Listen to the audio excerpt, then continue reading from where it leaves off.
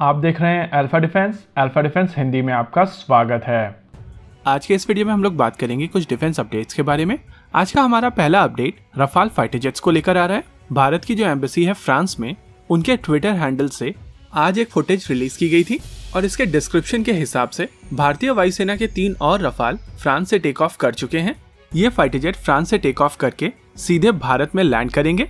इन fighter jets को बीच में UAE के एरियल टैंकर्स से रिफ्यूल किया जाएगा। इन फाइटर जेट्स के आ जाने के बाद में भारतीय वायुसेना के पास में 15 रफाल फाइटर जेट्स हो जाएंगे। इससे पहले भारतीय वायुसेना के पास में 11 रफाल फाइटर जेट्स थे, जिसमें से पहले 5 रफाल फाइटर जेट्स पहली लॉट में आए थे और उसके बाद 3-3 की लॉट में 2 और लॉट भारतीय वायुसेना को मिल चुकी हैं।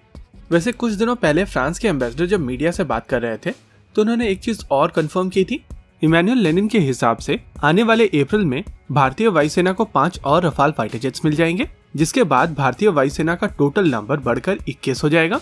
इस हिसाब से भारतीय वायुसेना को अपने सारे रफाल फाइटर जेट्स यानी कि 36 के 36 रफाल फाइटर जेट्स अपने निर्धारित समय से पहले मिल सकते हैं।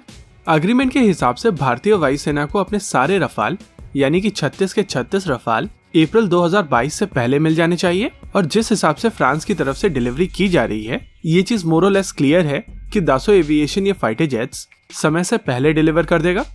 अब बात करते हैं अपने अगले अपडेट के बारे में। साउथ कोरिया के डिफेंस मिनिस्टर पिछले हफ्ते भारत आए थे और उनके इस भारत दौरे के दौरान भारत और साउथ कोरिया के बीच में कई समझौते हुए हैं, जिनमें से सबसे इम्पोर्टेंट था मिलिट्री हार्डवेयर के ऊपर जॉइंट रिसर्च, जॉइंट प्रोडक्शन और जॉइंट एक्सपोर्ट। माना जा रहा है कि इस डिस्कशन के दौरान साउथ कोरिया की तरफ से K-21 जो कि एक इन्फेंट्री फाइटिंग व्हीकल है, उसके बेसिस पर एक लाइट टैंक भारत को ऑफर किया गया है।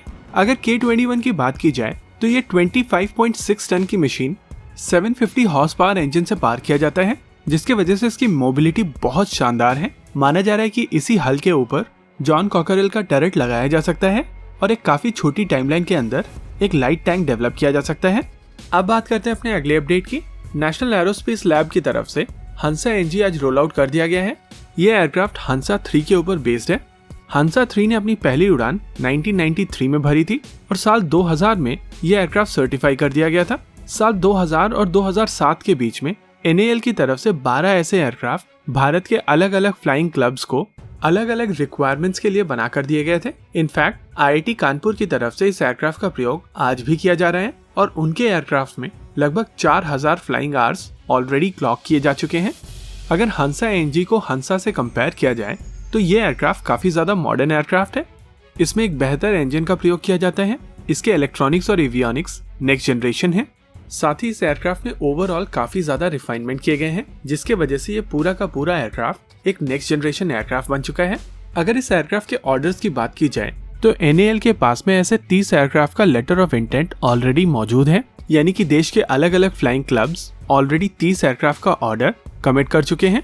अब चलते हैं अपने अगले अपडेट की तरफ। रिपोर्ट्स निकल कर आ रही हैं कि भारतीय नौसेना की रिक्वायरमेंट के लिए प्रोजेक्ट 75 अल्फा के तहत जो 6 न्यूक्लियर प्रोपल्शन वाली अटैक सबमरीन्स बनाई जानी हैं, वो 3-3 के बैचेस में बनाई जाएंगी। माना जा रहा है कि कैबिनेट कमेटी ऑन सिक्योरिटी आने वाले कुछ हफ्तों के अंदर पहले 3 सबमरीन्स के कंस्ट्रक्शन का अप्रूवल दे देगी।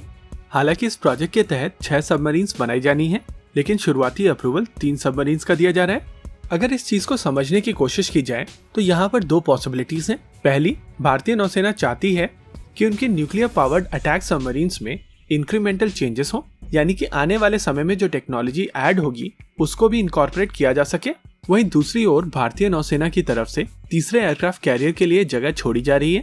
इसी के साथ आज के इस न्यूज सेगमेंट में रखते हैं केवल इतना ही।